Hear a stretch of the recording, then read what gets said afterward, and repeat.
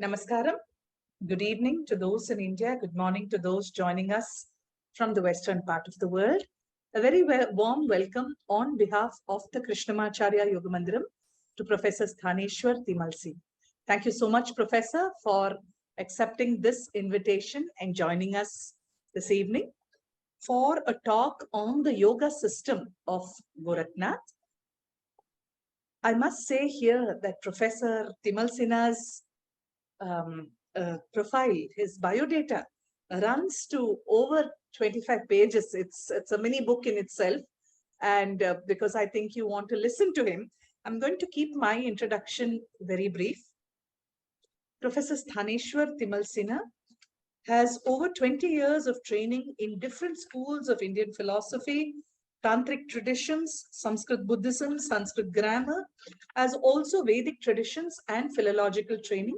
And he is a fluent Nepali native speaker with also fluency in Sanskrit, English, Hindi, German, Prakrit, Maithili, Bhojpuri, and has a wide list of awards, credits, accomplishments to his honor. He holds a PhD from the Martin Luther Universität from Germany, and his areas of research include religions of India, Indian and comparative philosophy, Vedic and Tantric studies, yoga studies, philosophy of mind. Currently, Professor Timalsina is a professor in San Diego State University since 2014, prior to which he has taught over 43 different courses in 4 different departments at 6 different universities and has developed over 32 new courses. He has 5 books, 23 journal articles, 10 referred book chapters, 7 short essays, 3 encyclopedia essays, 8 review papers, and 52 refereed conference papers, with 4 under review and 3 in progress.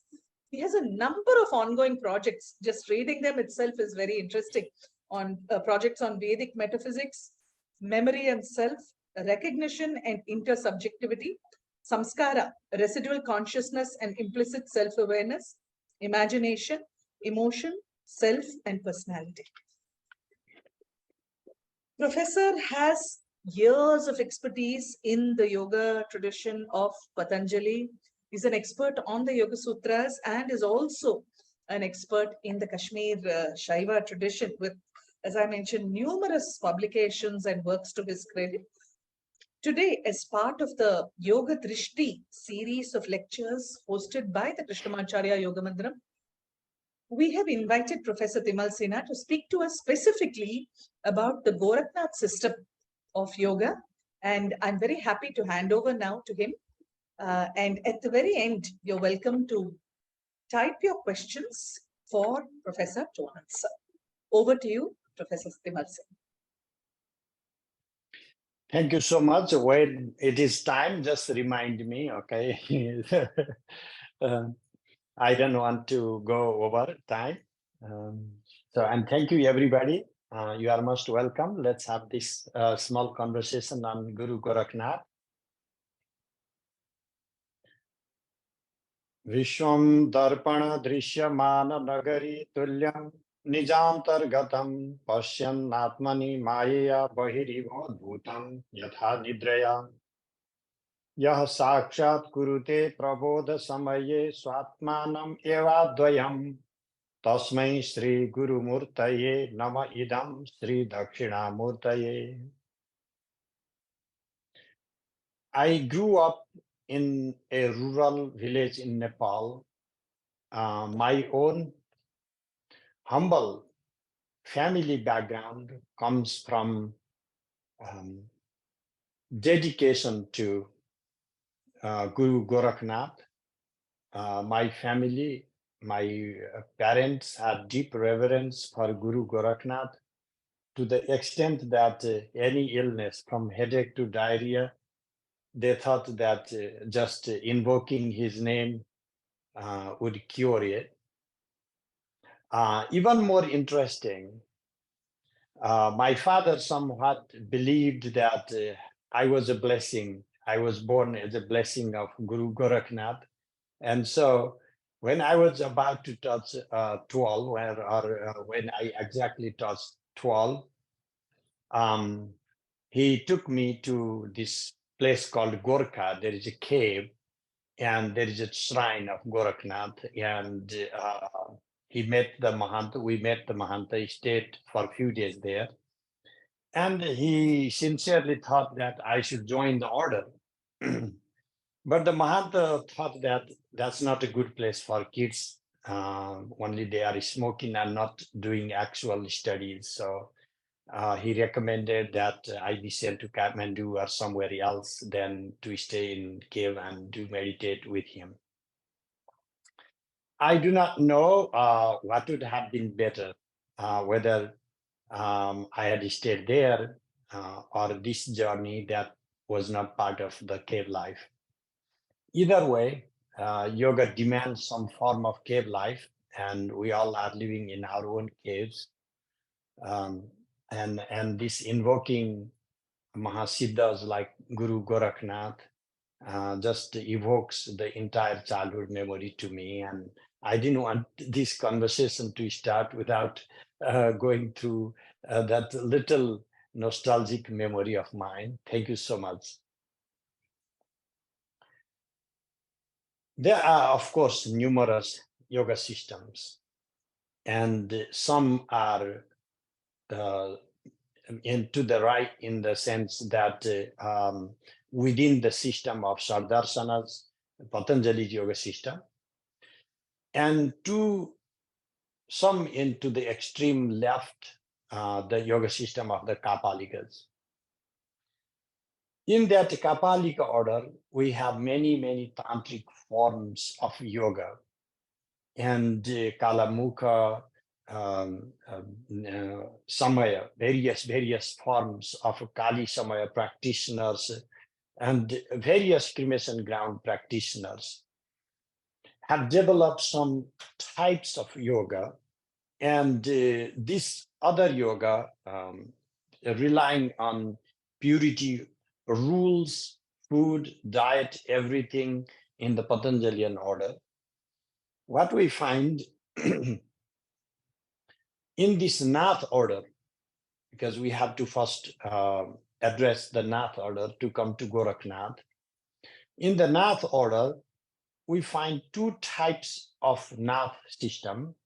The entire Kaula system is a Nath order, and Matsyendra Nath is the founder of that system.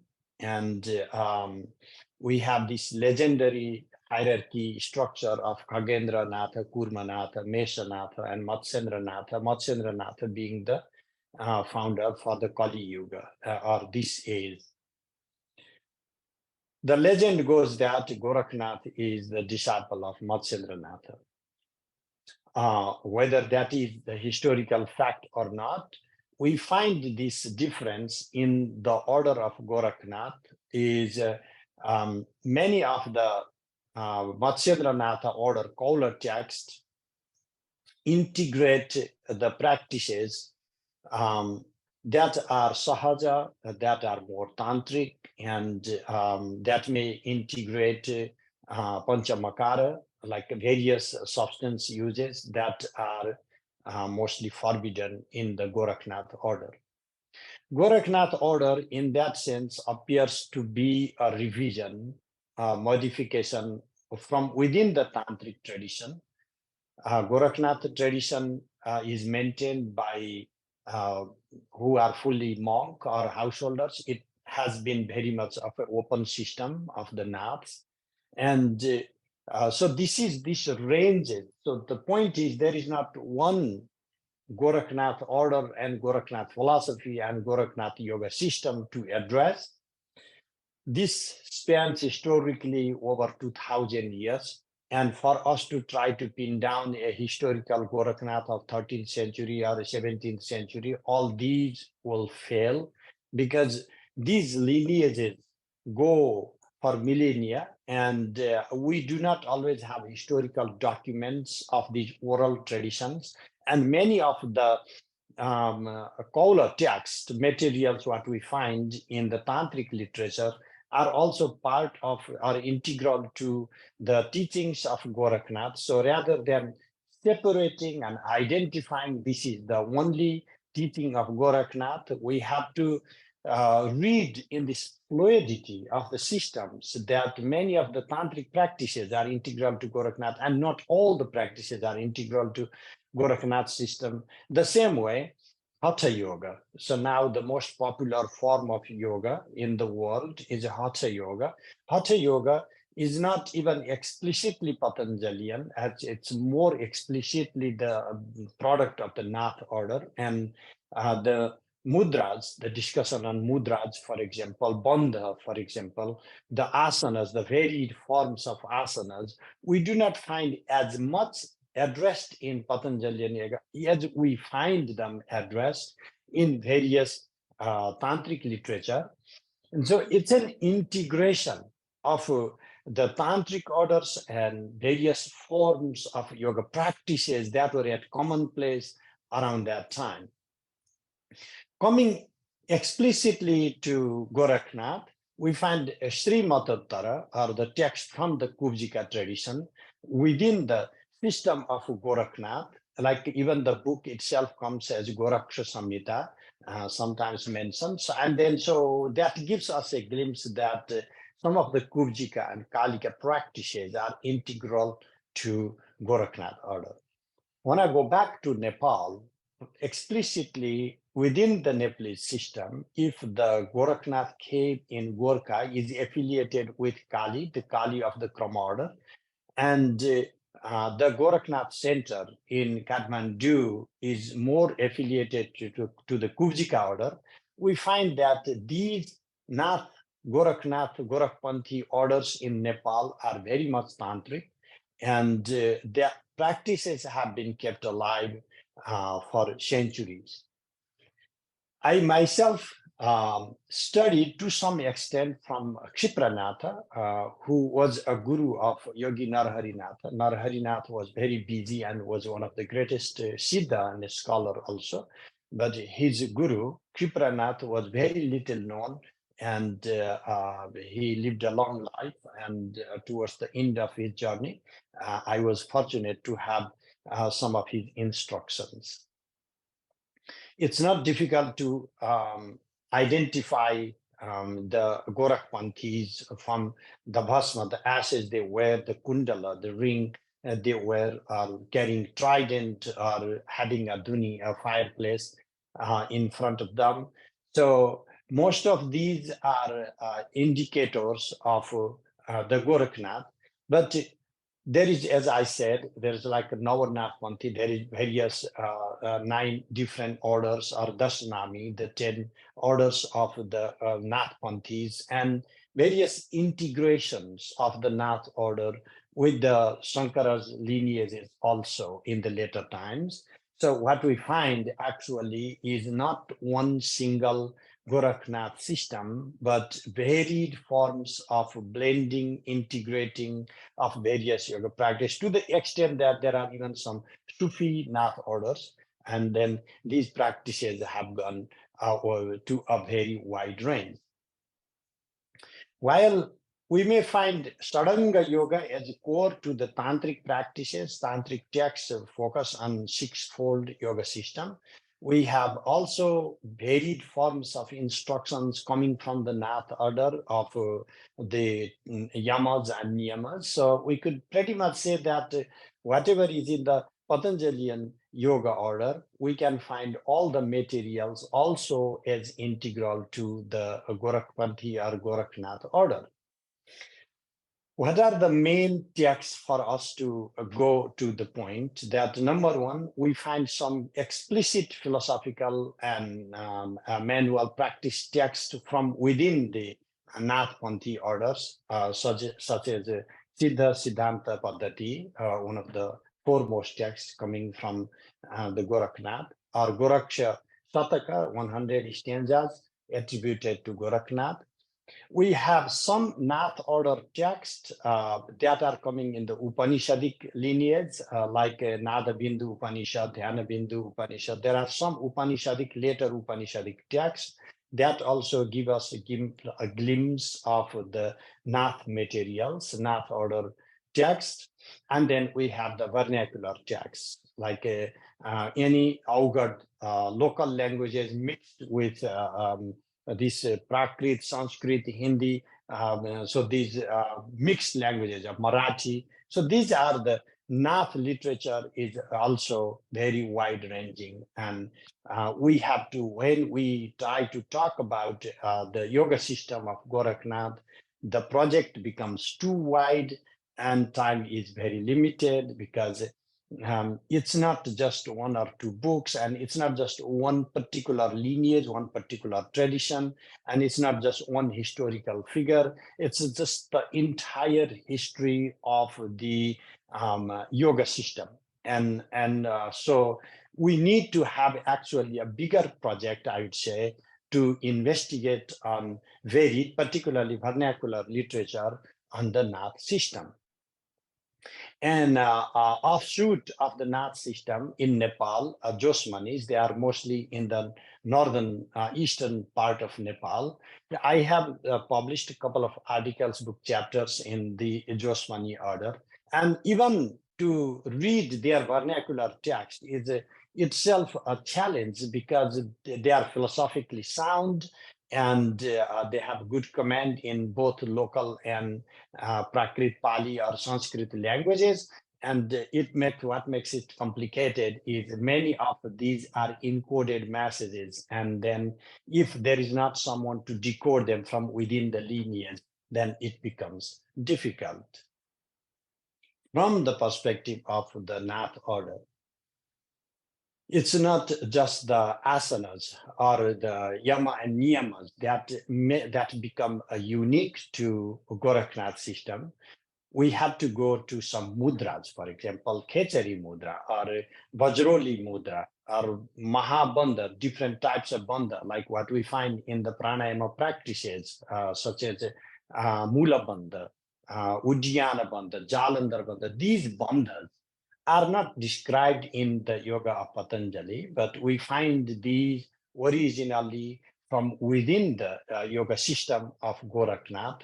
Therefore, what we find as more common today, actually, in the name of yoga, in the Hatha Yoga practices, are derived from the Nath order, are part and parcel of the teachings of Goraknath and all the Nath Siddhas who came after him. So besides the mudra, there are some mudras that are explicitly just about the gaze, like Shambhavi mudra and Bhairavi mudra. So these mudras are about the gaze, where we have, for example, the Shambhavi mudra, Antar Laksho Bahir Drishti. So when you have the focus inside, even while you are gazing out, when you are completely focused within, and then you have these Bhairavi mudras. And so these mudras constitute the part and parcel, integral to practices of pranayama. Main focus within Natha Yoga is always prana and nada and mantra and mudras. And so from prana, there is a particular flow of prana by pranayama with the bandhas. It's what you know in the Hatha Yoga practices. The mind is always linked with the prana. So the focus on prana helps you to move your mind and to focus your mind. And then when you have this focus of your mind, then various mudras are used. And then when these various mudras are used for your focus, your practice, then you have these locations, sthana, that's called like different locations within your body, like anus and your genitals, the navel, the heart, the throat, and the eyebrow, and lambika, the internal part, like by the your forehead. And so all these different station we can call sthana. This is where yogically you are supposed to focus your prana and have your gaze focused in these centers, and then have particular objects to stay focused with the use of various mantras. So these sthana practices evokes yet another necessity there, the need for different chakras and different voids, different centers, and many of these things we can find in the text coming from Matsyendranath. So there is always a conversion between the extent of the teachings of Guru Goraknath and the teachings of Matsyendranath, and there's also some difference. So we have to focus on what is overlapping and what is not overlapping. And for the people who want to practice Tantra, for example, following Goraknath order, is more focused on the Sattvika aspects, if not from the purely Kaula or Uttara Kaula perspective of practicing some left-hand tantras. That is why in the system of Goraknath, we also find various practices of yamas and niyamas. And then there are these, of course, other parts such as asana, physical postures, pranayama, the regulation of the breath, the pratyahara, withdrawal of our senses back to the mind, and stay focused on the object, dharana, and our meditation, dhyana, and then going to absorption, samadhi states. So these various forms of yogas, and many of that are integral to what we find in Patanjali's yoga system, constitute a broad perspective of the yoga system of Guru Goraknath. So a question can come immediately. If all these eightfold yoga systems are integral to Goraknath yoga, then why is it even be considered different from Patanjalian yoga system? Then there are a couple of examples besides what I talked on mudra and these pranayama focus on various forms and bandhas and all, the hatha yoga practices that make to somewhat different form of yoga. I can also say that the chakra system is something not discussed in Patanjalian yoga, but we can find in the Nath order yoga practices. But more than that, the very term yoga is not derived as a union in the Patanjalian yoga as it is in the case of the Nath order. Yoga, the word yoga is derived from the verbal root in Sanskrit, yujir yoge, or yuja samadho, or yuj yoge, like to unite. So if it is to go to yujir samadho, like when you define yoga as samadhi, then that is different from when you define yoga as a union. Because most people, yoga is simply used as yoking, joining together, binding together.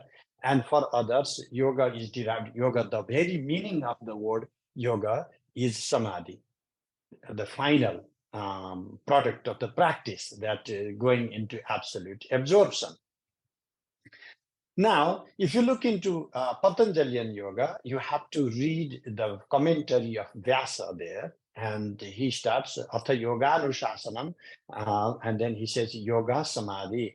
So then he immediately goes to saying that by the term yoga, what we mean is samadhi or final absorption. In the case of the Natha yoga, we find a meticulous focus on yoga as union, the union of the Jivatman and the Paramatman being one within the absolute. And so there are these, when you hear the word Adesh, because that's the most common word you must have heard when you meet any of the Natha yogins. So there are these three constituents within that Adesh. You have the Jivatman, the individual self, you have Ishvara, and then the Paramatman, and then the Atman, the pure absolute self. When you are taught the absolute oneness of these three things, Jiva, the individual self, Ishvara, Lord Shiva, and the Paramatman in the Paramashiva, when you are taught of this singularity of these, then that becomes Adesh. So this is the yoga system of union, and this union is metaphorically jale jalam grite gritam, meaning this is the oneness like mixing water in water or mixing ghee in ghee. So it's not that some extra factor is brought into the system, but rather it is the very thing, very substance brought back to its original source. And therefore, this is not some extra entity brought to introduction. Why is it that Patanjalian yoga system does not address on this union is because Patanjalian yoga system is resting primarily on the Sankhya system of Kapila. And in Sankhya philosophy, you have this kaivalya, an isolation, a separation of Prakriti and Purusha.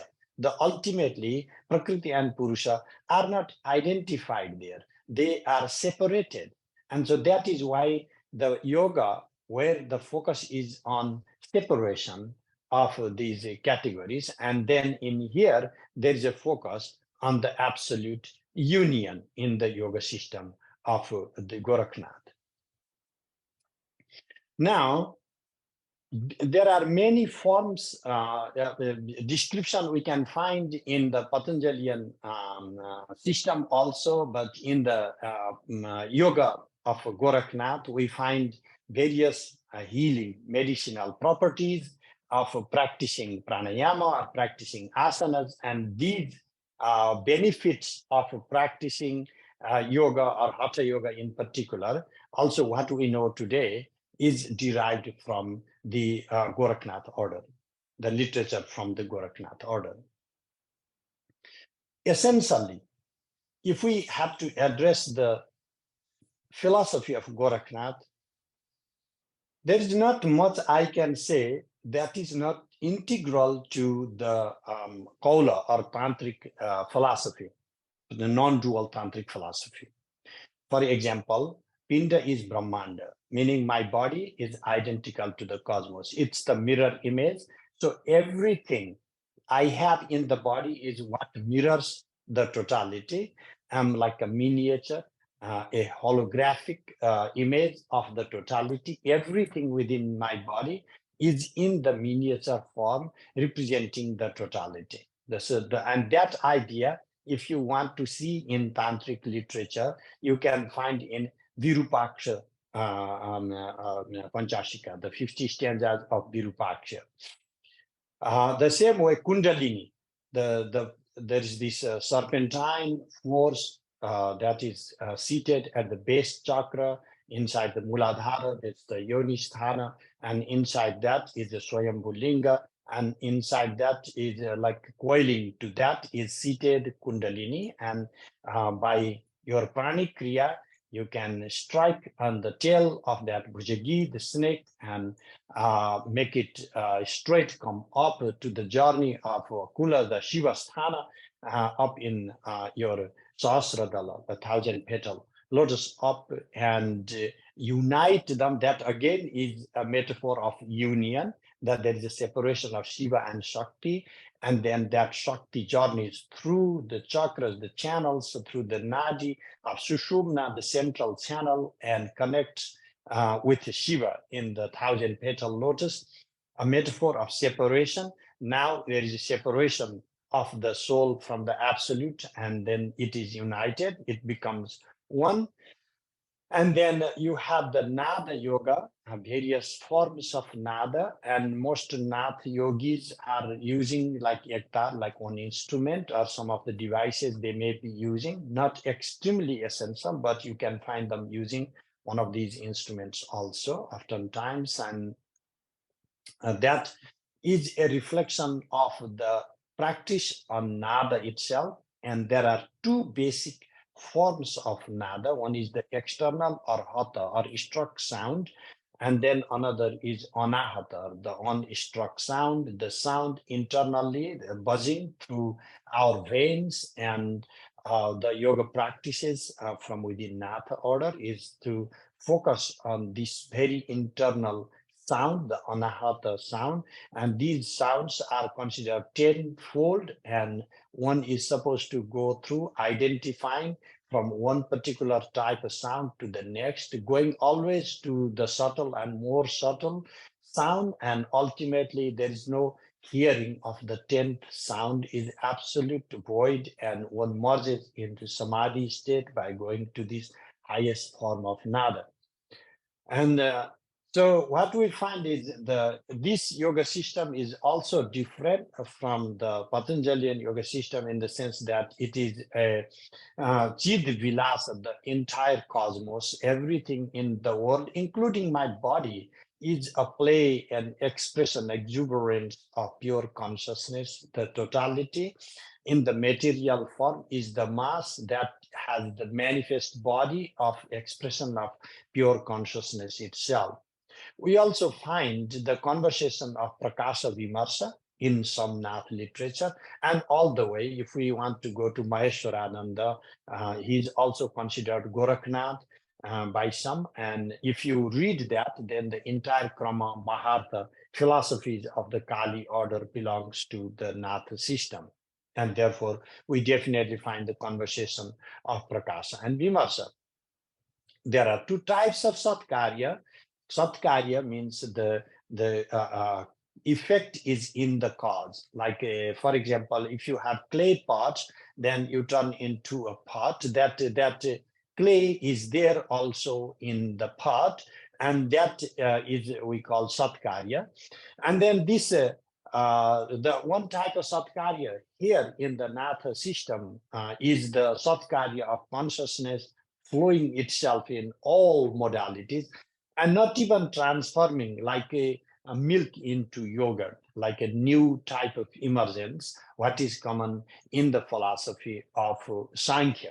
So therefore, there are some differences from the philosophy of Sankhya derived Patanjalian yoga and the pure Natha yoga, because pure Natha yoga is tantric through and through. Pure Natha yoga is Advaita, non-dual through and through. And pure Natha yoga considers Prakasha Vimarsa centrality of Shiva in its structure, ultimately. So, which is not very explicit in the yoga system of Patanjali with regard to the position of Ishvara, because Patanjali stresses Ishvara as a guru only, but in here, Ishvara is also the cause for in creating the whole cosmos, starting the world orders, and of course also the Adi Guru or the first teacher of the yoga system. From the Nath perspective, we have this Parapinda, the absolute pinda, the mass is described as aparam param, like this is there is no crossing over para. And Paramapada, it is the supreme absolute abode, and Shunya, the absolute emptiness, Niranjana, defiled, free from any form of defilements, absolutely pristine and absolutely pure, of the form of the Paramatman, that is the absolute being of the absolute self. And then you have the this Parapinda, also called the Anadipinda, the beginningless Pinda. And then we have the Adipinda. That Adipinda, the Shakti, evolves, emanates from this singular Shiva reality, which is also called the Adipinda. And then the world is an expression of the Shakti. And so this brings the centrality of Shakti, or the feminine force, the divine Shakti, the consort of Shiva, at the play, as the play of consciousness. And then we have the Sakara, or the manifest form Pinda, which is the world or the totality that we have in the world. These yogis from within the Nath order are considered the Avadhutas. Although the term Avadhuta is already there in the Vedic literature, but in here, basically, we have this metaphoric life of, like Mundana is the removal of all the afflictions, all the kleshas, and then the subject completely free from all the modes, all the states of being is considered the state of Avadhuta. And then even though dwelling in the world, when who is free from all the conceptualizations, and while carrying like a begging bowl and just wearing kaupina, and has nothing of attachment in the world, no attachment with anything in the world. Paduka Parasambhiti, when he's resting on the lotus feet of Guru, and that is the pure consciousness itself.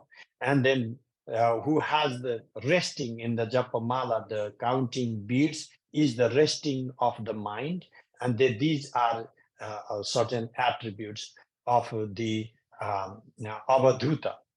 And this is any Natha in the order aspires to be Avadhuta, and there is also Avadhuta Gita for someone who wants to understand the concept of Avadhuta. It's basically, Avadhuta is not just simply a crazy wanderer.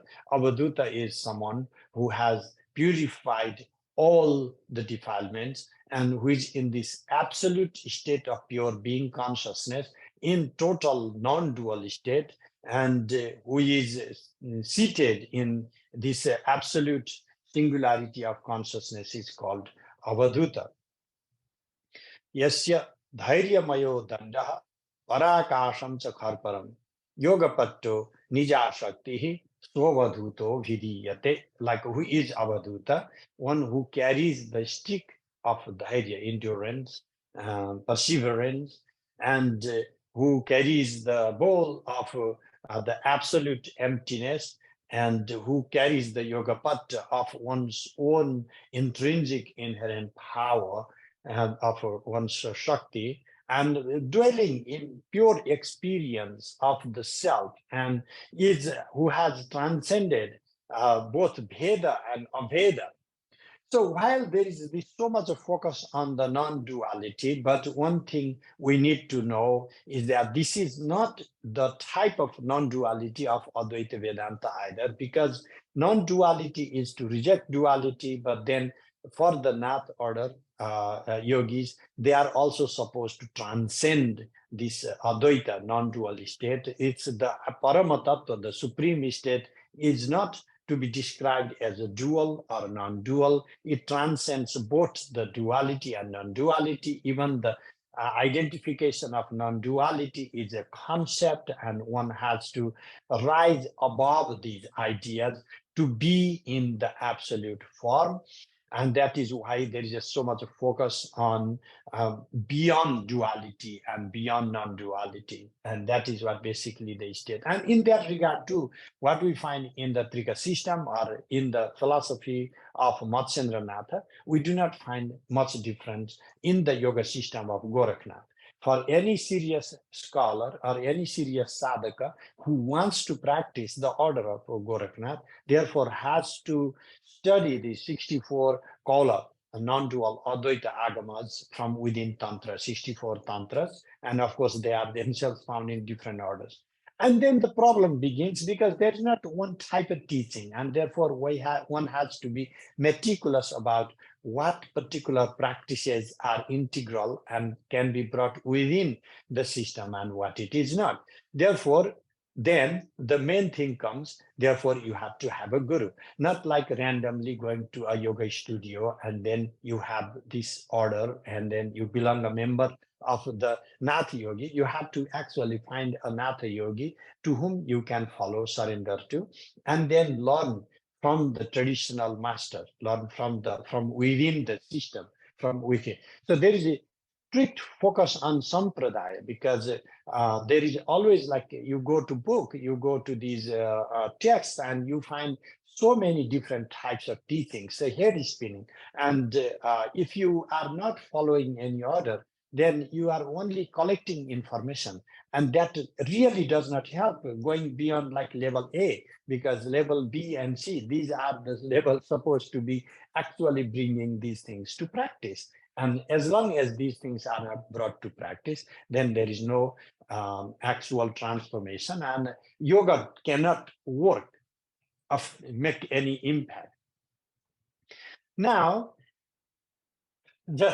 I've covered some of the issues, but centrally, I think I mentioned nada. Now, the another key term to introduce the order of Goraknath, the yoga system, is the Laya Yoga. because Hatha Yoga is also considered Laya Yoga. You dissolve into that. What happens? You have the Indriyada Manonatha, like the Lord of the sensory faculties is the mind. If your mind is not moving, your sensory faculties cannot move. When you are disinterested, even something in front of your eyes, you may not notice it. And Manonathasta Marutaha, so the wind, the prana, is the Lord of your mind. So when you control mind, then the control the breath, then your mind is controlled. Marutasya layo natha. So that's laya, the dissolution of the mind, is also the Lord for the mind. And therefore, if you are able to control the mind, then you are able to control the breath. And then there is the bindu, the central focus in Goraknath order is on brahmacharya, and maranam bindu patena jivanam bindu rakshanat. So you find all these different descriptions on stress, on the protection of the seminal fluid, and then this bindu, the drop is described again in both the forms of like Shiva and Shakti, Raja and Virya, the red and the white drop, and then this is what you have in the inside the 1,000-petal lotus, inside the 12-petal, the central two drops as the red and the white drops are visualized as the 2 feet of Guru, as Prakasha and Vimarsha, as the white as the light luminosity and red as Vimarsha, reflexivity. And then the union of this Prakasha and Vimarsha is considered the Guru Paduka, the feet of Guru. So the Guru is ultimately within ourselves.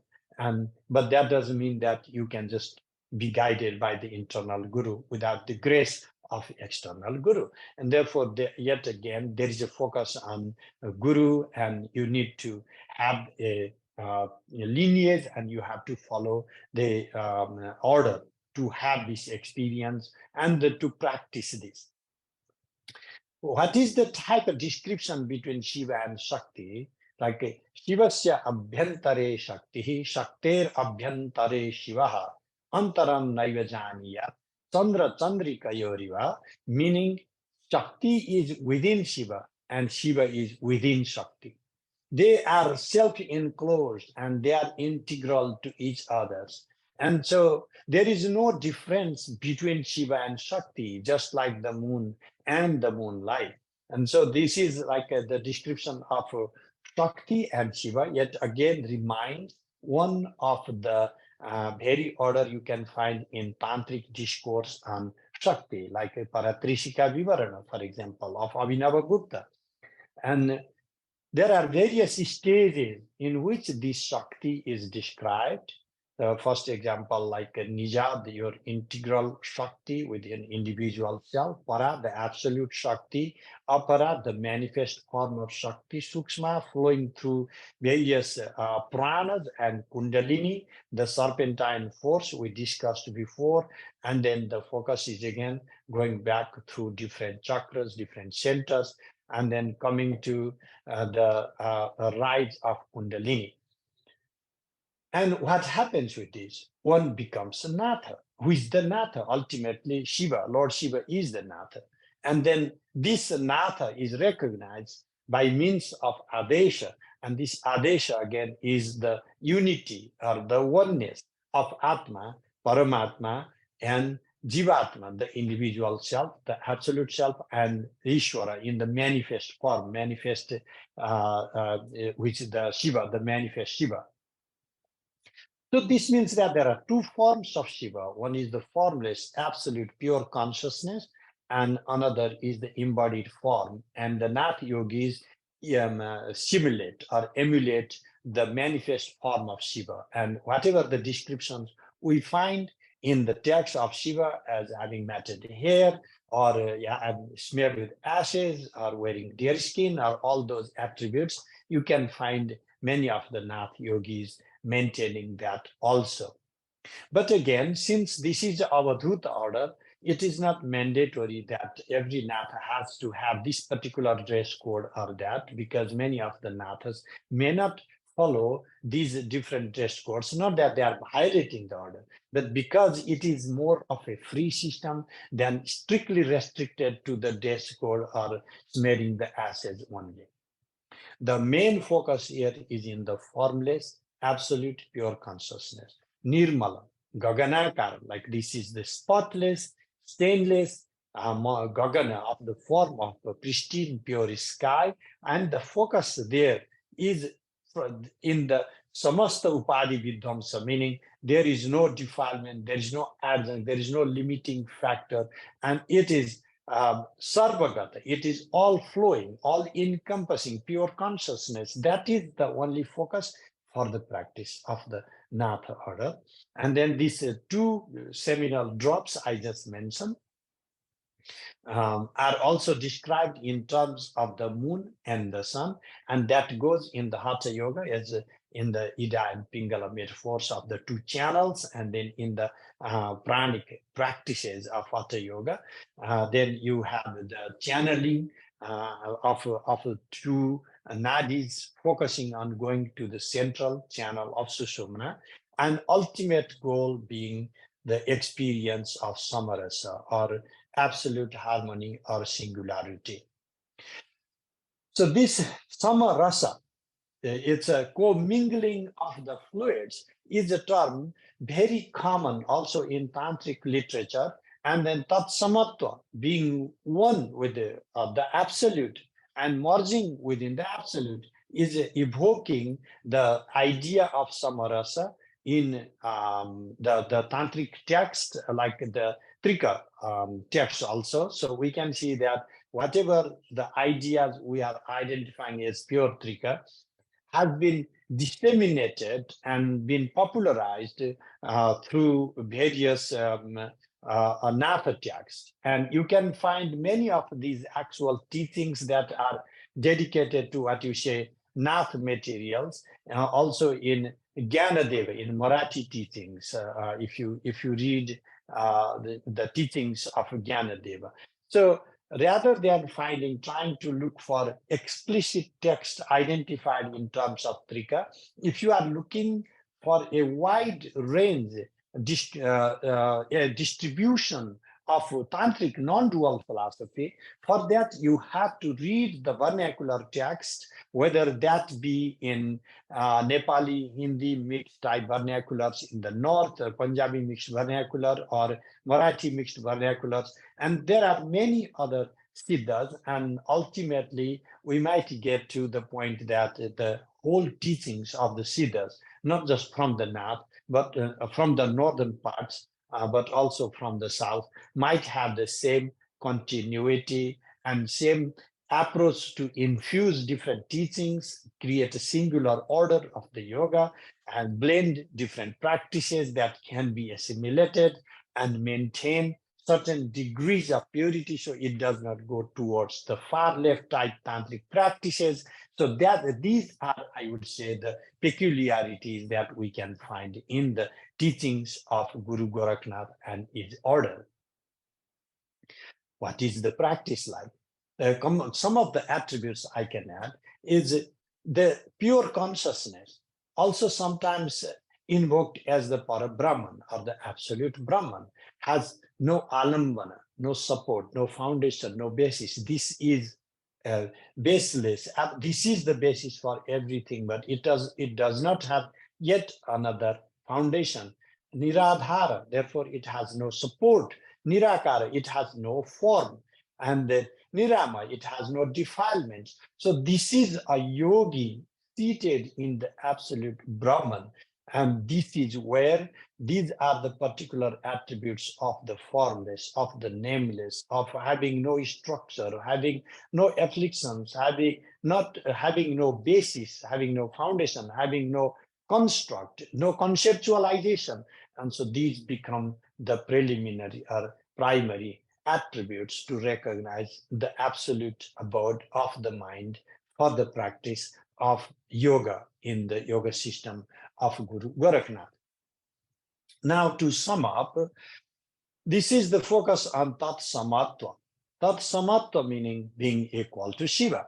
And therefore, why is this worshipping of the Nathas as if the manifestation of Lord Shiva himself is in the belief is that just like if you have the magnet and a metal iron is rubbed and rubbed through the magnet, and it also brings some metallic properties. The same way, if you have these yogic practices and the simulation of Lord Shiva in life and constantly focusing oneself as an expression of Shiva, the Shiva Bhava arises. And at that moment, the speech of a yogi is the speech of Lord Shiva, and anything, any blessing coming through him is considered the blessing from Lord Shiva. And vibhuti, the ashes, becomes the central metaphor for the distribution of the grace of Lord Shiva, because it is believed that Lord Shiva smears ashes, and so these Nath yogis give a little token of vibhuti for their disciples and for the people who believe in all these miracles and like healing properties of the blessings of the siddhas. They view that as the holy substance. And so the coming back now finally, Nath Yoga has external and internal aspects. Nath Yoga has some Patanjalian elements, but mostly many of the Patanjalian elements are dissolved, and primarily the non-dual touch teachings you can find in the agamic tantric texts come to the forefront. And the unique to it are some bandhas and mudras, and the focus on prana and the laya yoga by means of nada. These, I would say, are the core constituents for the practice of Natha yoga and the core teachings within the lineage of Guru Gorakna. I would like to stop here, and so that we have some time for the Q&A. Thank you so much. Thank you so much, Acharya ji. I think that's been like one rainfall. Since you started, it's been like a shower of insight, and you've just so seamlessly gone from Patanjali to the Natha tradition to the Avaduta into Tantra. And I think I'm just so stunned and looking forward to being able to listen to you more. Thank you so much for this.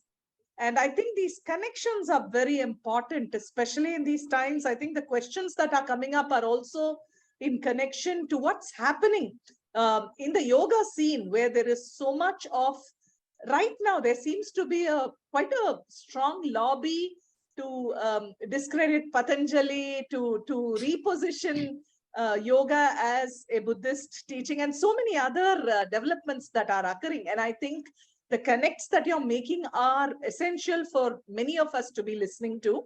I will read out the questions to you as they appear on my screen. Namaskar. The Hatha Yoga project of SOAS at Oxford University has published that Patanjali copied Yoga Sutras from Buddhists. In fact, Western scholars like James Melanson and Mark Singleton now say that Hatha Yoga is a Buddhist concept copied by Hindus. What is your opinion on this? I have to familiarize more with these arguments, and I know there is so much of writing going on, but here is my preliminary response to that.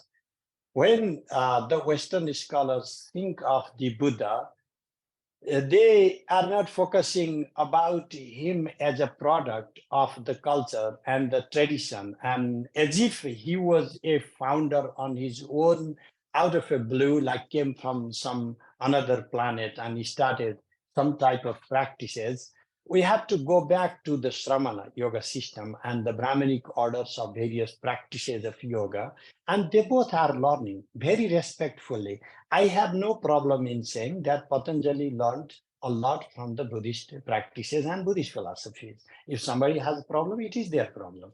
But what I find problematic is so have all the Buddhist philosophers, including the Buddha himself. Buddha himself had been through 6 different Sramana masters, and all these wanderers. So Nath Yoga is the yoga of the wanderers. And then the Buddha himself was following the order of the wanderers. Just because we do not call Buddha a Natha, then simply that doesn't mean that Buddha would not follow or fall under that broader rubric of a fluid system of learning from each other. I have no problem saying the Nath orders have also integrated from the Sufis. Sufis have integrated from the Nath. Why stop on Buddha? Why not go to Mahavira? This is a very fluid system of yoga, learning from each other. The only problem I find is that Hindus were the only one little intelligent to learn from others, and these historians think other schools were really stubborn and they could not learn anything from others like the Hindus. But that I find is very arrogant and also misrepresenting, because Buddha himself was quite capable of learning from others, other schools, and so was Mahavira. And so was Guru Nanak, and all these different gurus who have come through different lineages. As far as the dharmic system goes, it's a soup of so many different Mahasiddhas and so many Siddhas and so many different teachings. And when one finds that these teachings have come from this, what about the reverse order? Can you also explore the same arguments in the reverse order? Can you go back and trace from Upanishadic texts, the Vedic texts, and some tantric texts, and then explore the history of the binary confluence? And if you are open to those studies, then I welcome those studies. But if you think that all these ideas are coming from outside and there is nothing original, all the ideas other schools are having have no influence of the Hindu order, then that is a very biased reading, and we shouldn't waste our time reading those materials, so like a propaganda materials. Thank you. As the Hatha Yoga, just one moment. Is it correct that Matsyendranatha was same as Minapa or Luipa of Vajrayana? Did the Natha Siddhas rebel against the organized Vedic religion and rituals and create a separate order, or can they be understood as followers of Vedic fundamentals? So again, there is this Vedic and Dravidian and Vedic and non-Vedic, and then a big rebellion. The change is constant, okay? And you do not need to be some kind of revolutionary to go to forest and jungle and live in cremation ground. People who rebel do not just go out of the whole thing and be left alone. So these yogis were not too much of rebelling against something, as far as I know. They were not the mainstream, and there were many practices like from the Kapalikas or Siddhantikas of Soma Siddhantins, Kalamukas, and they were transgressive practices and not accepting the strict Brahmanical structures or purity laws. But what we are missing is most of so-called purity laws are also smarta inventions, and they are not necessarily Vedic. We have to know that when these smritis codify the orders for the Hindus, like householders, and we take for granted that smriti codings are the only things for the Vedic orders. Go back, go beyond these smritis, and then you will find that those structures, those laws, those codes are not as rigid, and they're more fluid type of structure you are going to find in the Brahmanas and the Samhitas, and even in the early Upanishadic social life. So while we are focusing so much on social orders and who should take the credit, we are not focusing on these people who are renouncing any type of social identity. They didn't want to be known. Most of them rejected their names, not just family. They rejected their society. They wanted to be left alone so they would have time to focus on meditation. What we are in a different age, the age of identity politics. He is mine, he is not mine. This is my club and that is thine club. And then we are trying to frame and box these people who rejected these identities, and we are trying to put them inside my box or your box. And we are quarreling over which box should these people fall under. And I think it is great injustice to those people who rejected all the social structures and wanted to be left alone so that they would have time to focus on meditation and not be part of these meaningless quarrel of the politics of social orders and hierarchies and status. And that makes them a rebel, that's fine. But this is not a rebel inside the society to change the society. It is a rebellion against the entire social structure and concepts to be completely left alone and have time for meditation and self-realization. That's just my thought, though. Oh, wonderful, wonderful. That's so beautiful, and I think so very important. As the Hatha Yoga texts contain many good beginner codes for practitioners, just like the Yoga Sutra does, such as Yama, Niyama, how to practice meditation, etc. And they are even more aligned with Tantra, Advaita, as you explained. Why do you recommend to your students first the Yoga Sutra and with it Sankhya text like the Sankhya Karika rather than a core Hatha Yoga text to begin with? So it's a number one, it's accessibility is also what pertinent point. And what Patanjali did, we should not think Patanjali, we are now like Patanjali founded yoga system.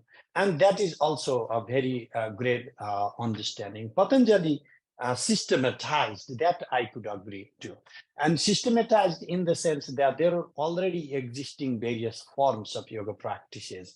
Patanjali synthesized, and many of the ideas and ideals from within Patanjalian system could have come, and of course came through these Sramana, wanderer yogis like Nath yogis or any Kaula tantric yogis. So because of the conciseness of the text and the focus on philosophical aspects and accessibility, where I find Patanjalian text extremely essential, but that doesn't mean that one should not study like a Geranda Samhita or many other yoga texts like Siddhi Siddhanta Padati, Goraksha, Sataka. These texts are also equally and essential in the practice of yoga. So we have to have, rather than isolationist approach, maybe being affected by the same agenda-driven conversation, like why not this? It's why not both? So our approach has to be in alignment with how the Nath yogis have practiced. Anything that can help you towards self-realization and that is conducive to your yoga experience, you can integrate them, blend them within the system and move on with your practice. And so if there are good elements in Patanjalian text and good elements in what we now gain as the Hatha Yoga text, then we can integrate them together. But what about the philosophical difference? Yes, that is a core point, but that philosophical difference matters only when someone enters to asampragyata samadhi.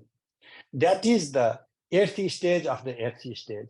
Basically, that's all the way till samadhi state, there is no problem. When you get into samadhi state, how do you enter into asampragyata? Are you understanding into or entering into asampragyata by isolation, or if that asampragyata is not asampragyata, but rather a total union of the pinda and brahmanda? So that is one point you have to contemplate upon. And if the yoga practice is more along the lines of the Laya yoga and Nada yoga, then it is likely that your state is not going to be the type of asampragyata as defined by Patanjali, but will have the quality of this sahaja samadhi state, inborn non-dual state of the co-mingling, what we call samarasa, or grite gritam, the ghee in the ghee, or jale jalam, like water in water. Otherwise, then you will have the separation of the Prakriti and Purusha type experience. But before that stage, these small philosophical differences do not bother and do not affect the course of practice. So these are actually unnecessary conversations if someone is really seriously interested in practicing yoga. Acharya ji, could you tell us where the Tamil Siddhar tradition, the Tamil Siddhar tradition, falls under the Patanjali tradition or the Nath tradition, or is it a separate system? Would you know?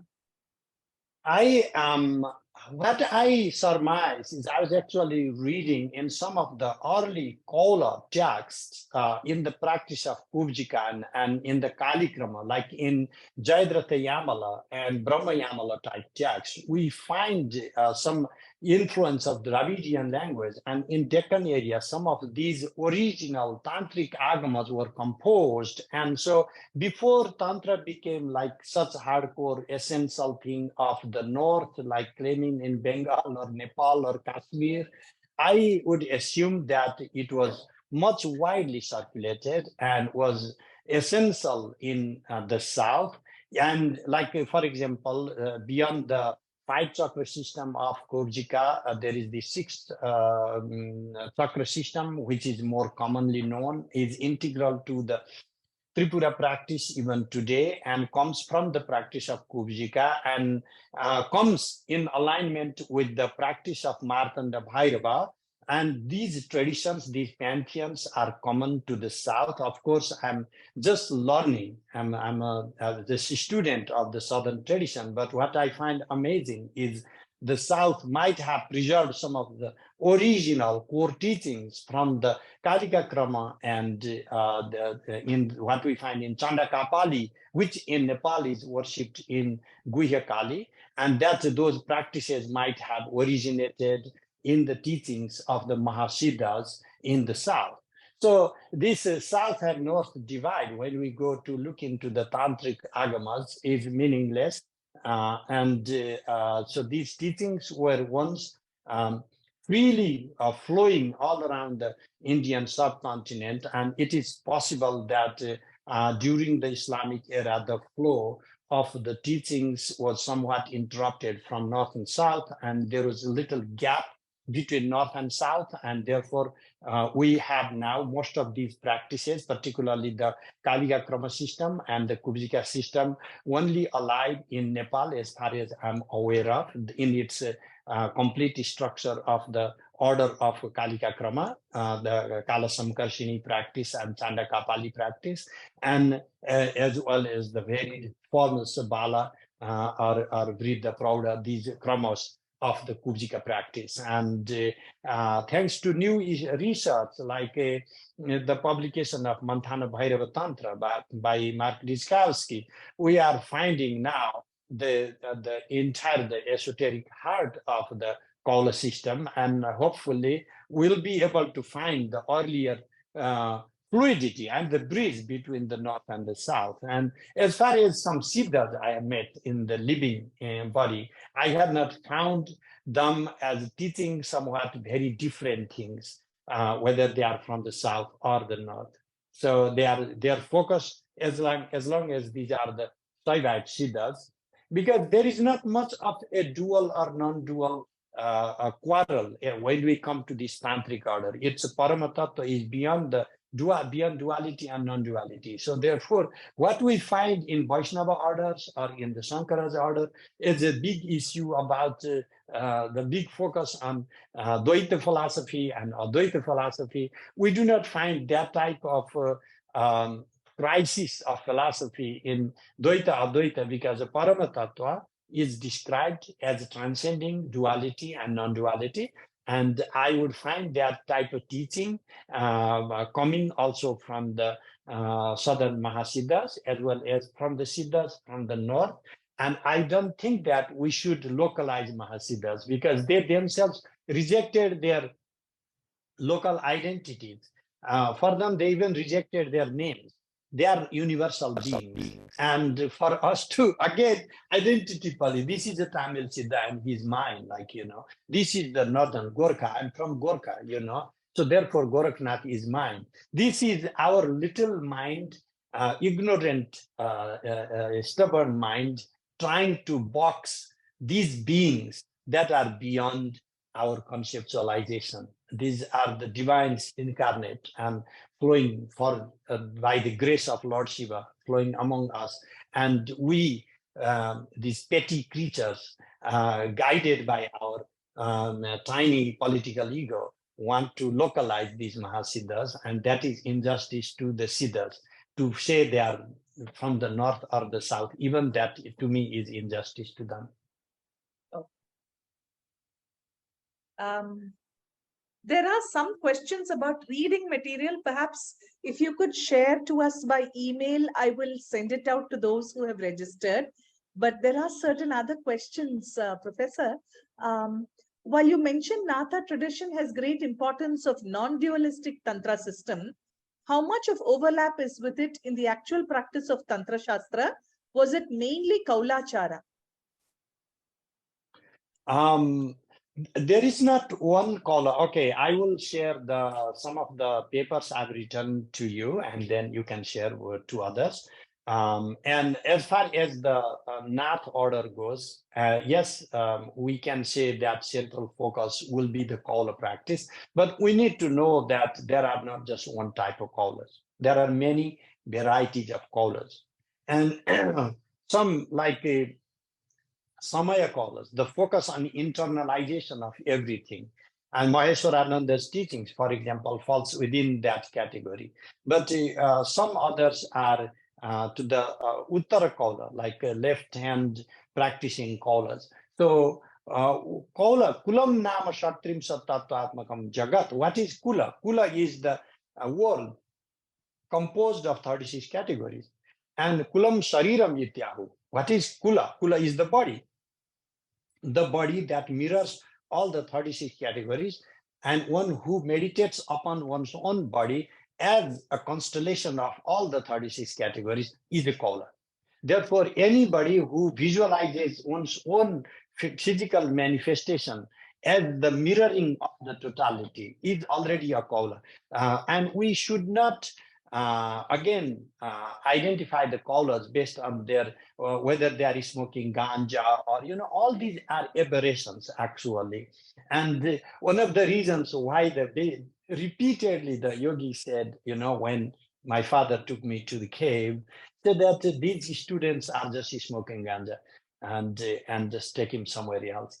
So this is the aberration, this is the decline, and not that identifying character of the Nath yogis. This is height and a later decline, and not that they were central or crucial to the Nath yoga practice.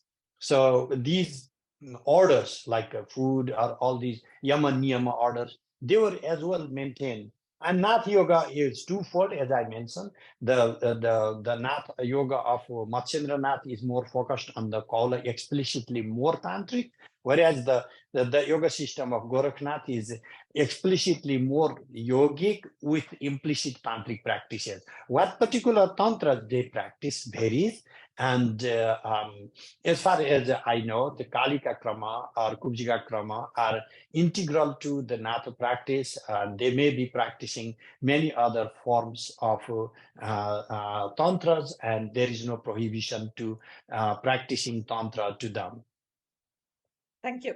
I think they've already answered through your question another question. How does your practice influence the way you see yourself, your fellow humans, and the world? I think you just answered it. Do you have anything to add there? It's an evolving process. I'm just an everyday normal person, and sometimes I might be in this little good feel, or you can call bhav, and inspiration of the teachings by the Siddhas, and other times I may forget the teachings, and it's a constant battle of rising. I'm not the Buddha enlightened guy who has just realized everything, or the Mahasiddha like a Virupaksha who can move the mountains from one part to the next. so it's a lifelong process of learning, and I enjoy learning. I just was talking with my friend yesterday. Do you have any questions left? And I said that I would not want to live one day without having some questions, because I don't like even to imagine the world without having some curiosity to learn. So it's a constant learning process, and it's also a fun process. Thank you. Thank you. There are two people who are asking about the link between the Trika and the Nath Parampara, or Kashmir Shaivism and the Nath Parampara. Are all Nath Yogi Shaktas?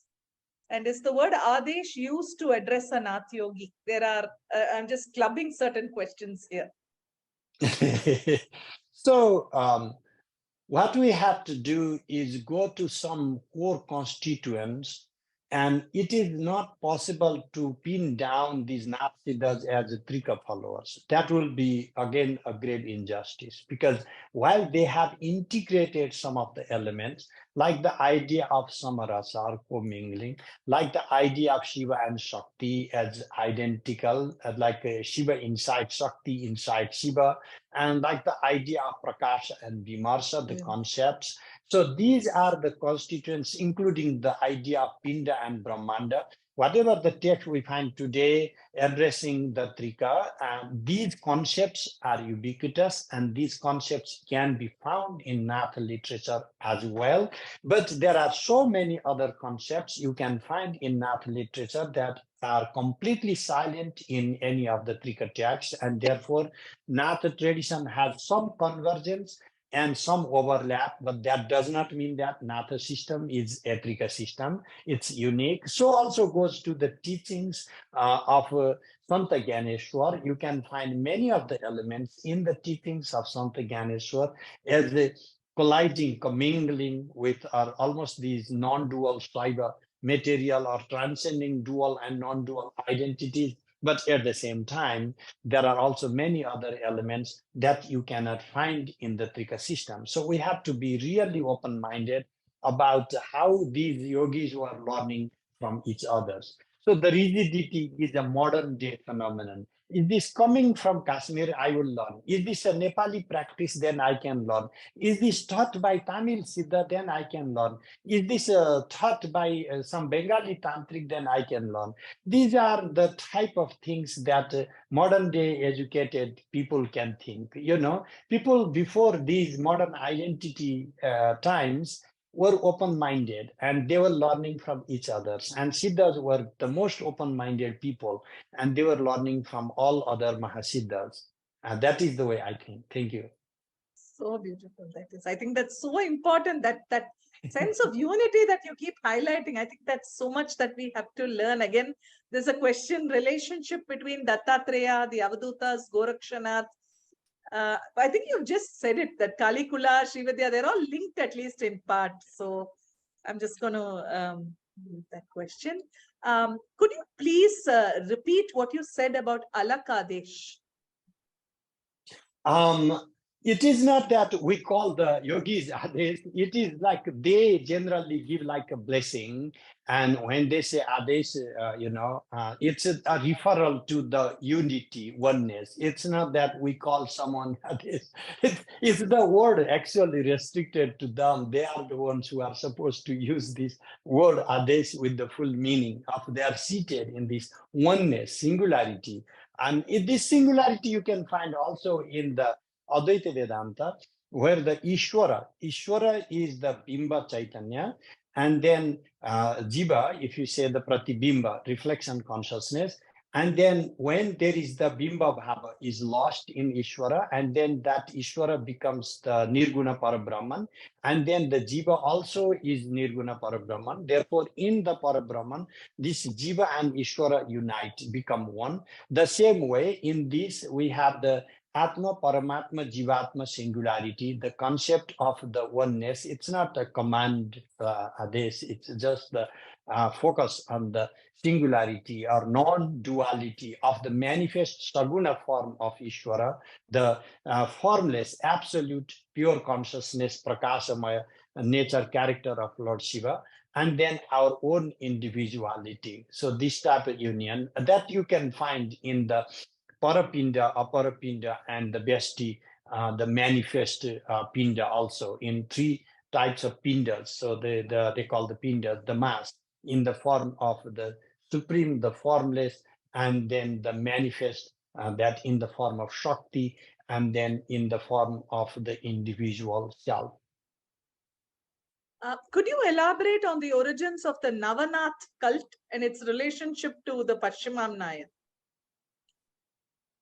That's a kind of big question, I guess, right now. If you want to know more about that, I recommend that you study the Pantheon of Kubjika and the Manthana Bhairava Tantra with translation. It has come by Mark Diskowski, amazing work. And I think we can learn from this voluminous, like 14 volumes or something. And so this is Nitya tradition we are going to, Navanatha tradition. So these are some of the original tantras you can find in the tantric pantheon. Not even in tantra, there are like different waves of tantric practices, like what we call 10 Mahavidya practices. That is actually very later time development. And then you go back to this Amnaya system. That's also later compared to the root Yogini Kula and the Matrika practices. And then those within the Yogini Kula order, we can find this Natha order, and then the nine, Nityas. In the far western region of Nepal, we still have 9 Bhavani tradition alive, by the way. And, if you want to trace the living tradition of these 9 orders of the goddess associated with Nath. There are some living forms of practices still alive in the rural, like Karnali zone. You can relate to that. But textually, you have to read the substantial materials on the Kubjika order for that. Thank you so much. What about the Dasnami order as an offshoot of the Natha Sampradaya? Would you be able to elaborate on that? I think that around 12th century or maybe 13th century, it became almost like a fashion for all the Nathas also to relate to Dasnami order. It could have been even later times, and these Dasnamis are somehow linking themselves to Shankara's order, like Shankara's Dasnami. And I think that that was not historically the case, because these Natha orders are completely independent historically, and these Kaula practices are not even integral to the Upanishadic Vedanta focus, as you can find in the teachings of Adi Shankara. But that was also the need for the later medieval times to keep the teachings of the Advaita Vedanta alive. Because what I find interesting is there is a great assimilation of tantric teachings within the Shankara's teachings also. So I do not know, I have not researched in particular the Dasnami orders, but it's like mirroring the Shankara's order. It's a need of that time in a later medieval time, and I don't think that was originally the case. And we have legends of how this Dasnami order started and all, but I think that these legends were added later as well. Nath orders should predate all these Dasnami orders. Where does one have to go to search of the Natha Gurus? Is there some place where you can formally learn Natha Yoga in current India, modern day India? I do not know because my gurus are no more. I mean, I could say go and learn with Yogi Narayanath or Chipranath. Unfortunately, they are not there. I know I'm in online, like some Facebook connections with the different Nathas. I do not know very closely, like personally. They may be great siddhas and great sadhakas. I would not say they are not there. What I find, like what many people find liberating, is the politicization and political influence, centrality of politics in the Nath Akhadas in the north. It may be great things for some people. For myself, I find it regretful, because we would want, if some yogis become like leaders, I have no issue with that. That is their personal choice. but the Nath order should be left outside of the realm of politics. These Naths are the ones who give blessing for the king to be the king. They are not the king, in my opinion. And because of the blessing of the Nath, we believe that Goraknath had given the blessing for 12 generations for the Prithvi Narayan, and that is why he had 12 generations of his family ruling Nepal. I come from that type of belief that Nath Siddhas give someone the blessing, but they are not supposed to run the throne of the king. And to me, I personally am not finding that compatible with my limited reading of the history of Nath Siddhas. And I think that a greater revival would be actually to find dedicated students and yogis, and not to have the political leaders as the guiding force for what it means to be Nath Siddha.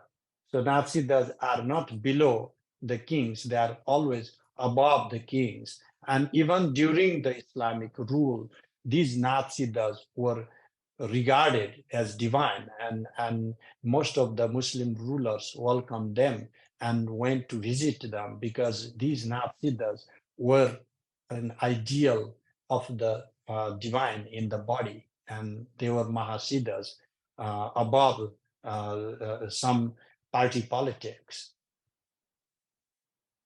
So true. I have just two more questions. Could you shed some light on Siddha Yoga or Kundalini Yoga, where there is some invocation by the Kriya itself?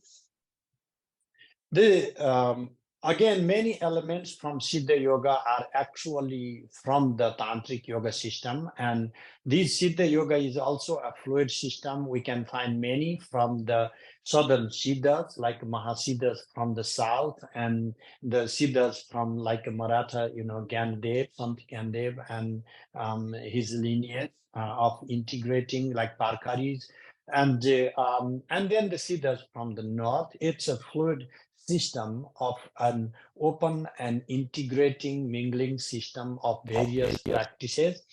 Again, when we have this title, Siddha Yoga also has been heavily commercialized and has been branded as something. When you say Siddha Yoga, it's just almost like some brand of people or one particular guru lineage. But there are many Siddhas, and whatever the teachings they gave are Siddha Yoga, and therefore there are many lineages of the Siddha Yoga, and most of them are extracted, derived from the Tantric non-dual teachings, but they are also at the same time integrating, like some Siddhas in the later times, even in the South, have integrated Advaita Vedanta to a great deal.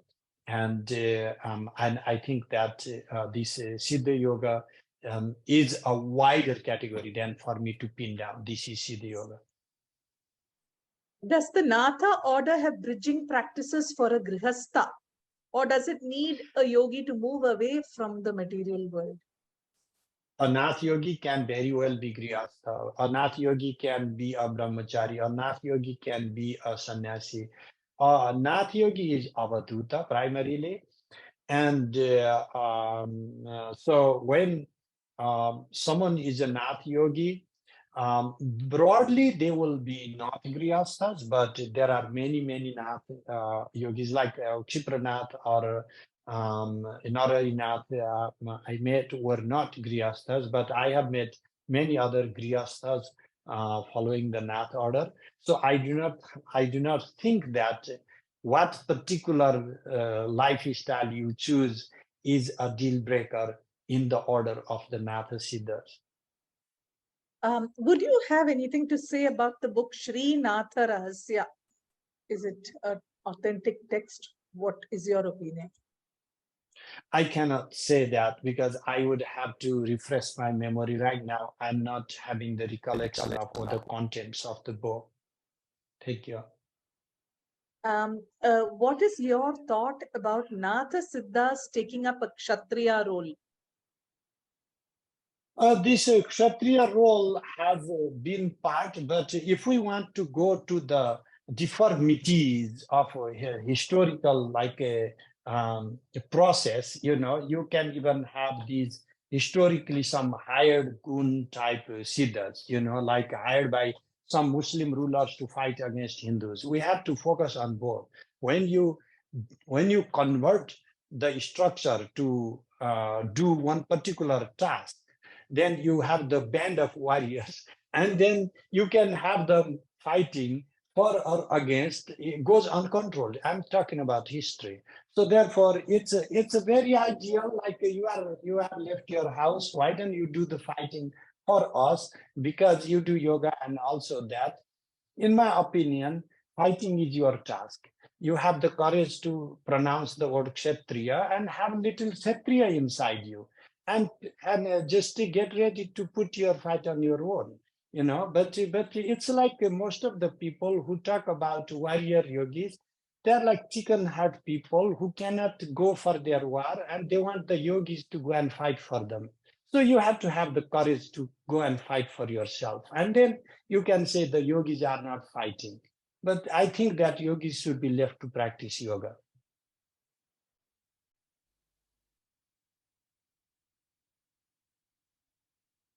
I have just one last question, Acharya ji. Can you shed some light on the Natha influence in Sufism, Jainism, Vajrayani Buddhism, and Sikhism?